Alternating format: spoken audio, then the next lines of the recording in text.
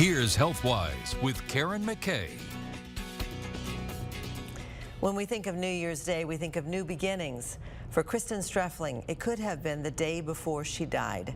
She wanted to share this story to help other people understand that risk factors are on paper.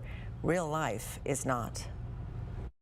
New Year's Day, I made all of my resolutions like I do every year, and the next day I had a stroke.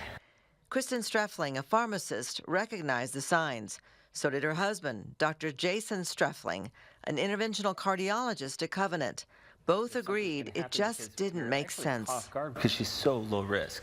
She doesn't really have any risk factors. She's young, healthy. We ended up going to the ER, and that's when we found out that I had a full stroke, and my carotid was actually the issue, that it had unraveled up into my skull and dissected and 99% block.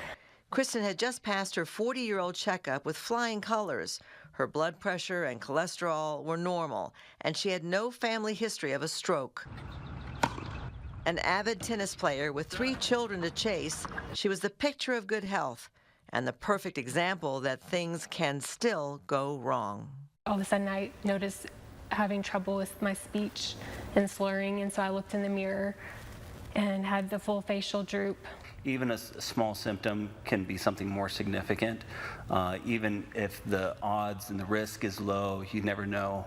The team at Covenant determined that Kristen had a dissection or tear of the inner layer of the artery. You can see it here. But Jason says because it was so close to the brain, it was not a quick fix. That the concern was, does that go into her skull in an area where you can't really stent? Do we go in there? Could you make things worse? Instead, Kristen tried to heal through medication for 5 months.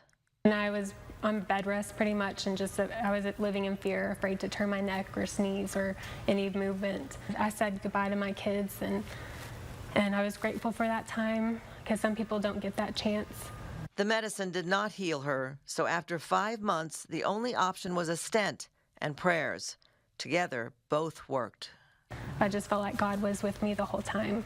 Just very grateful. Do not pass go. Do not collect. And as the family returns to game night with fun instead of fear in mind, Jason, Dr. Streffling, says the underlying message from all of this is clear, whether you have risk factors or not. We were so lucky.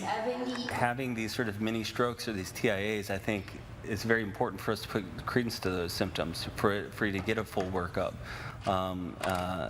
Get the imaging of the carotids, get an ultrasound of your heart to make sure it's not some cardiovascular issue that's there as well.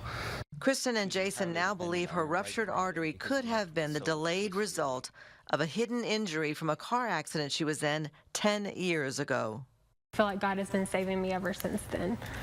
Every day is a blessing. God saved me, and I have more time to raise my family and take care of my babies.